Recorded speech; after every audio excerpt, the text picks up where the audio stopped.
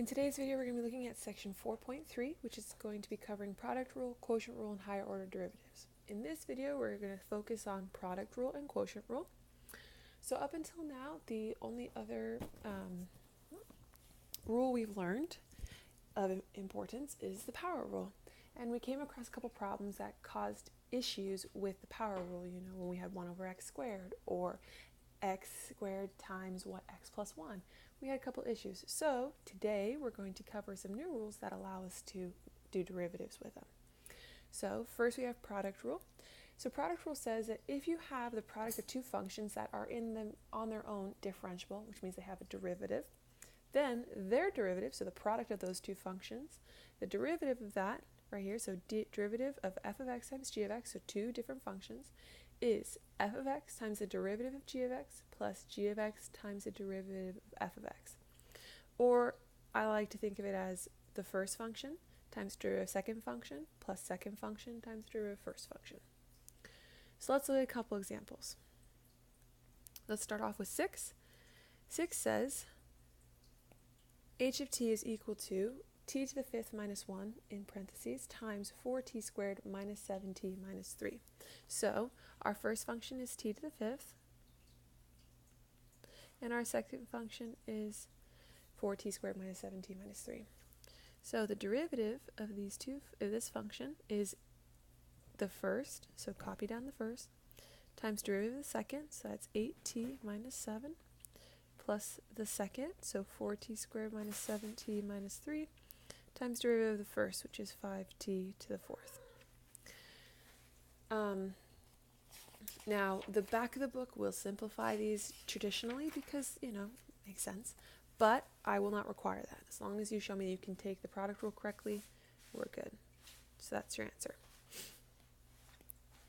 Now let's look at 34. In 34, we've got h of x equal to x squared minus 1 quantity squared. Now, up until this moment, all we know is product rule, power rule, constant rule, and how to do limits by how to do derivatives by the limit process. We don't know how to do a function that is to a power. So you see how you have x squared minus 1 to a power here. So instead what we're going to do is we're going to rewrite this as x squared minus 1 times x squared minus 1. Because x squared minus 1 quantity squared just means you're doing x squared minus 1 times itself, right?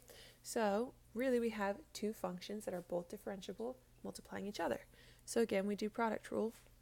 So we're going to copy our first, derivative of a second, plus copy the second, derivative of the first. Now, you can simplify this one, so we'll go ahead and do that. Again, you don't have to though, you can leave the answer as is. I'm going to take, they both have 2x, x squared minus 1, they are both being multiplied together, so really this is 2 times 2x times x squared minus 1, because there are two of them, so 1 plus 1 is 2. And this will be equal to 4x times x squared minus 1. In 44, we have the function f of x equals x plus 3 times x squared minus 2, and the point negative 2, 2, and we want to find the tangent line. So again, remember, when we're finding the equation of a line, step 1 is to find the slope. Because it's a tangent line, we need the slope at an instant. So we're going to take the derivative, and we're going to use product rule. So f prime is equal to, copy the first, derivative of second, plus second, times derivative of first. And then instead of simplifying this, I'm just going to plug in our point negative 2, 2. So f prime of negative 2. Because that will give me the value of the slope at that point. So this will be negative 2 plus 3 times 2 times negative 2 plus negative 2 quantity squared minus 2 times 1. So this will be 1 times negative 4 plus 4 minus 2, so this is negative 4 plus 2, so this is negative 2. So my slope is going to be negative 2. Now that I have my slope, I'm going to plug that into our slope-intercept form and use the point negative 2, 2 to solve for this intercept. So 2 is equal to 4 plus b is equal to negative 2. So the equation of my tangent line is y is equal to negative 2x minus 2. Now let's look at the quotient rule. Okay, so the quotient rule is when you have two functions and you have one function being divided by the other.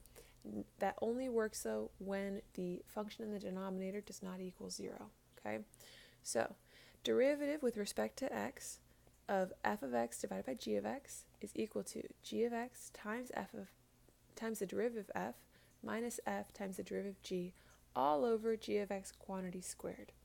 Okay, so another way I like to think of it is you have a numerator, you have a denominator. It's the denominator times derivative numerator minus numerator times derivative denominator all over denominator squared, as long as the denominator does not equal 0.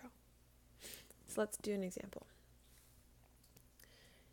In 8, we have given the function g of t is equal to t squared plus 4 over 5t minus 3.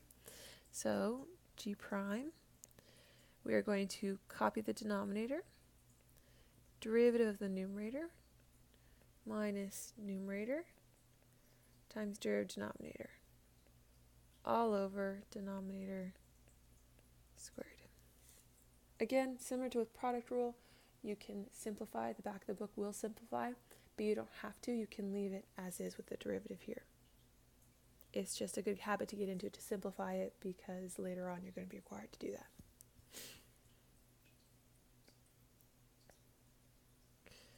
In 18, f of x is equal to x plus 5 over x minus 5, and we need to evaluate this at c equals 4. So we want to find f prime of x and f prime at c. So first thing I'm going to do is take the derivative, which is a quotient rule. So x minus 5 times 1 minus x plus 5 times 1 all over x minus 5 quantity squared. Found my f prime of x. Now I need to find my f prime at c, c being 4 in this problem. So it's 4 minus 5 times 1 minus 4 plus 5 times 1 all over x, sorry, not x, 4 minus 5 quantity squared. So this will be negative 1 minus 9 over negative 1 squared. So this is negative 10.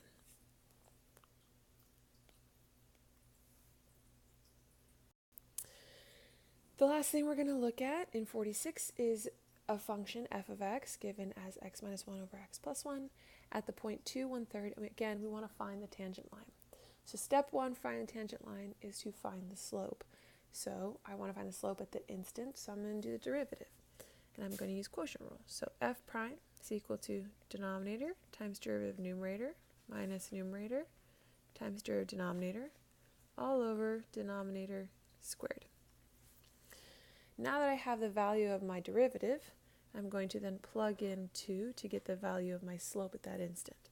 So 2 plus 1 times 1 minus 2 minus 1 times 1 over 2 plus 1 squared.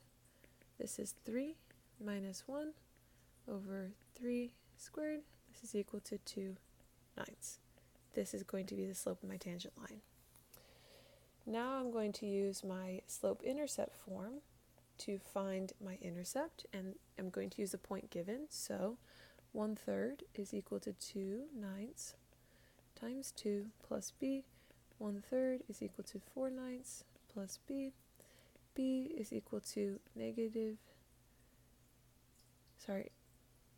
1/3 minus 4/9, which simplifies to 3 minus 4 over 9. So this will be equal to negative 1/9 is our intercept. So my equation is y equals 2/9 x minus 1/9.